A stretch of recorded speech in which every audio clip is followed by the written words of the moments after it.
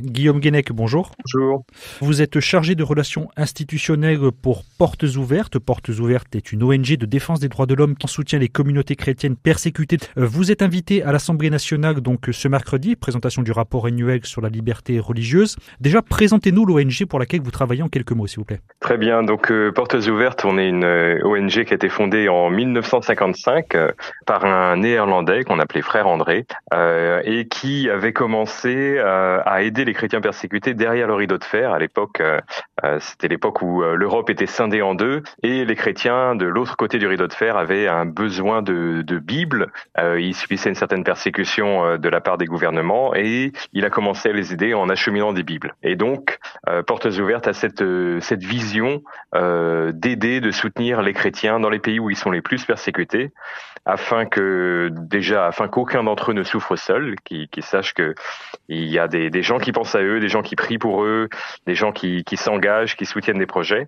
et puis pour qu'ils puissent rester dans leur pays, tenir ferme dans leur foi, être sel et lumière. Si on a toujours de l'acheminement de Bible et des formations de responsables d'église, on a aussi tout un paquet de projets humanitaires dans les pays où il y a des discriminations économiques envers les chrétiens. On a des microcrédits, des projets de développement socio-économique, on a des soins post-traumatiques dans les pays où il y a des attaques très violentes. Et justement, pour les soutenir, il y a l'édition de l'index mondial de persécution des chrétiens 2024.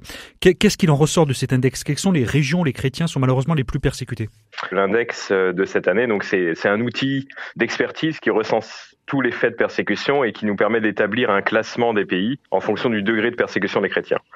Et donc, ce qu'on observe, c'est que la région où la persécution est la plus violente, où il y a le plus de chrétiens tués, où il y a le plus de kidnapping, de violence, c'est l'Afrique subsaharienne. C'est vraiment la région du monde où depuis quelques années, c'est l'épicentre de la violence contre les chrétiens. Ce qu'on peut dire, nous, c'est que 365 millions de chrétiens, un chrétien sur 7 dans le monde, sont fortement persécutés. La persécution, ça peut avoir différentes formes. Comment ça se passe concrètement pour eux?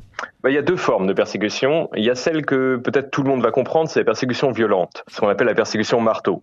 Ça frappe fort, c'est les chrétiens qui sont tués, qui sont passés à tabac, qui sont violés, les églises qui sont attaquées, détruites, les menaces de mort, enfin voilà, tout ce qui est de l'ordre de la violence, qui est très visible, qui va ébranler les communautés chrétiennes. Mais il y a aussi un autre aspect de la persécution qu'on appelle la persécution étau.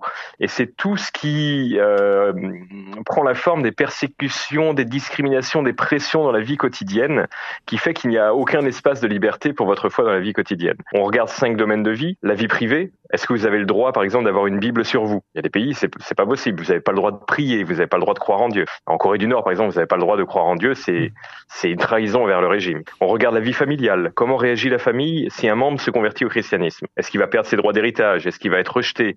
Est-ce qu'il va être enfermé chez lui par sa propre famille? On regarde la vie sociale. Est-ce que, par exemple, les chrétiens ont accès à l'eau du puits du village? Par exemple, au Pakistan, au Bangladesh, on va dire les chrétiens sont impurs. Ils n'ont pas le droit de se servir de l'eau du puits du village. Donc les chrétiens doivent faire des kilomètres pour aller chercher de l'eau. Et la vie ecclésiale. Revenons sur cette audition à l'Assemblée nationale.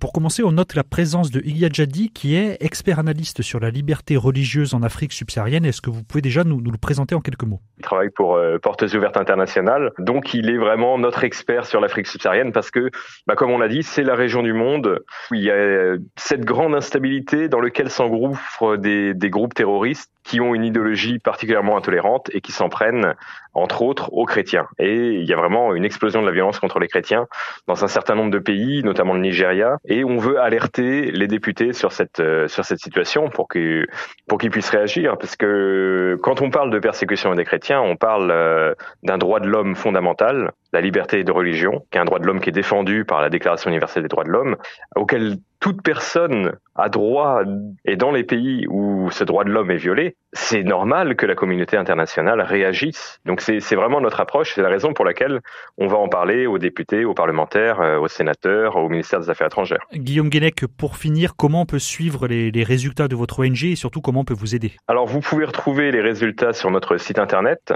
www.portesouvertes au pluriel.fr. Dessus vous pouvez retrouver toutes les informations sur la persécution des chrétiens, dans quels pays sont persécutés, pourquoi pourquoi on relate les dernières actualités en la matière, et puis on relate aussi des témoignages, des histoires aussi de chrétiens qui tiennent bon, des histoires encourageantes aussi. Il y a des moments aussi, il y a des belles choses qui se passent. Et pour nous aider, nous on encourage évidemment tous les croyants à prier. C'est toujours ce que demandent les chrétiens persécutés d'abord, priez pour nous.